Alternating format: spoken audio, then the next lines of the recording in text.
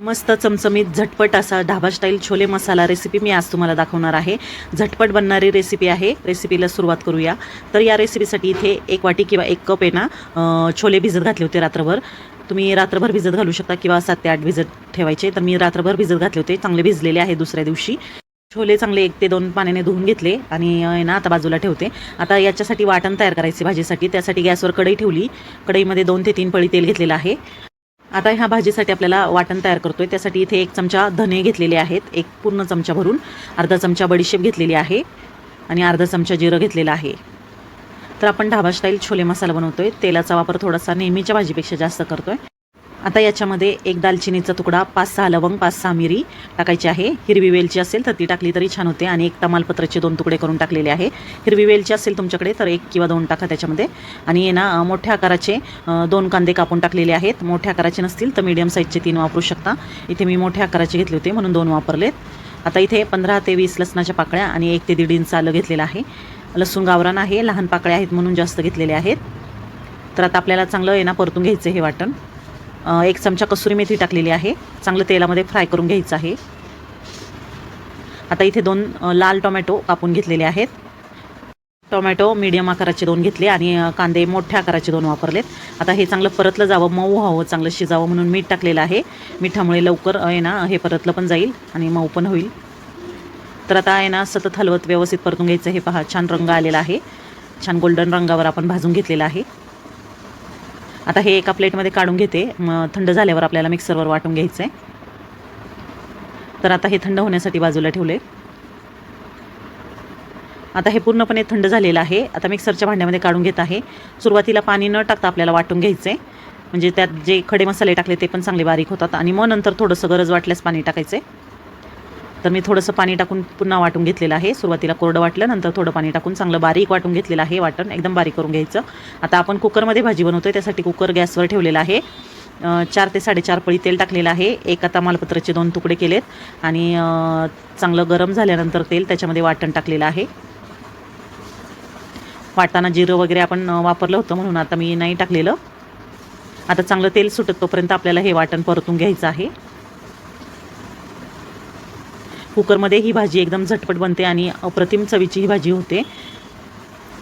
तर आता तेल सुटत तोपर्यंत वाटण परतून घ्यायचं आहे. आता हलकंसं याला कडेला तेल सुटायला लागले तर याच्यामध्ये अर्धा चमचा हळद टाकलेली आहे. मसाले टाकून घ्यायचे आहेत. आता 1 चमचा आहे ना घरगुती काळा मसाला असतो ना तो टाकलेला आहे. हा माझा घरचा काळा मसाला आहे. पूर्ण गच्च भरून 1 चमचा टाकला आहे. आणि ना अर्धा चमचा लाल तिखट टाकलेला आहे. तर तुम्ही तुमच्या घरचा कुठलाही काळा मसाला वापरू शकता. तर इथे मी गच्च 1 भरून आहे ना घरचा काळा मसाला आणि अर्धा चमचा आहे ना लाल मिरची पावडर टाकलेली आहे. आता हे चांगलं तेल सुटत तोपर्यंत परतून घेत आहे. हे पहा साईडनी याला तेल सुटायला लागलेलं आहे. वाटण चांगलं परतून झालेलं आहे. वाटण आणि मसाले जेवढे जास्त आपण चांगले परतू तेवढी छान भाजीला चव येते. त्यामुळे नेहमी मसाले आणि वाटण चांगलं परतून घ्यायचे. आता जे आपण भिजत घातलेले छोले होते हे शिजवलेले नाही आहे, भिजवलेले आहेत छोले. आपण कुकरमध्ये डायरेक्ट शिजवणार आहोत. तर ते पूर्ण सगळे मी काढून घेत आहे. पाणी निथळून घेतलं आहे आणि फक्त छोले टाकलेले आहेत. आता वाटणामध्ये व्यवस्थित परतून घ्यायचं आहे हे सुद्धा.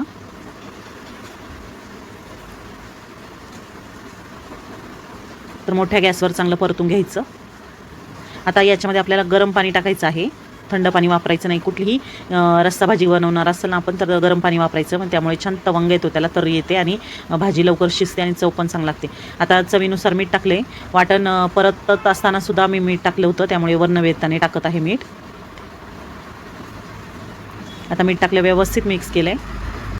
आता हे चांगलं परतून घ्यायचं. म्हणजे उरलेला थोडाफार जरी कच्चापणा असेल वाटणाचा तर तो चांगला परतला जातो आणि छान तर्री येते भाजीला. तर आता हे चांगलं परतून घेतलं. याच्यामध्ये आपल्याला गरम पाणी टाकायचं आहे.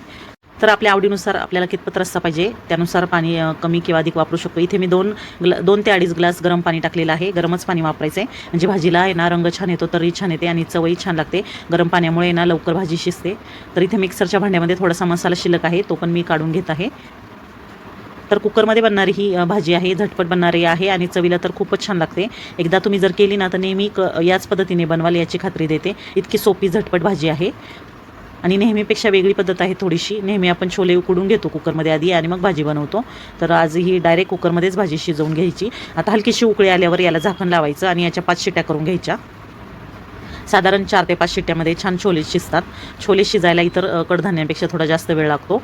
तर इथे मी 5 शिट्ट्या करून घेतल्यात आणि त्याची वाफ जाऊन दिली कुकरची आणि मग झाकण उघडून पाहिले. तुम्ही पाहू शकता छान याला अशी उकळी आलेली आहे आणि याला रंगही किती छान आलेला आहे. भाजीला मस्त तर्री आलेली आहे आणि छोले पण चांगले शिजलेले आहेत, एकदम मऊ शिजलेत, कारण मी इथे 5 शिट्ट्या करून घेतलेल्या आहेत आणि गॅस बंद करून वाफ जाऊन दिली. मग कुकर उघडलेला आहे. आता एका आहे ना सर्विंग बाउलमध्ये मी काढून घेत आहे. मस्त असा आपला चमचमीत झणझणीत झटपट असा ढाबा स्टाईल छोले मसाला रेडी झालेला आहे. तुम्ही एकदा बनवून पहा. रेसिपी आवडली असेल तर रेसिपीला नक्की लाईक करा, शेअर करा आणि चॅनलवर नवीन असाल तर चॅनलला सबस्क्राईब करायला विसरू नका. भेटू पुन्हा नवीन रेसिपीसोबत. तोपर्यंत बाय बाय.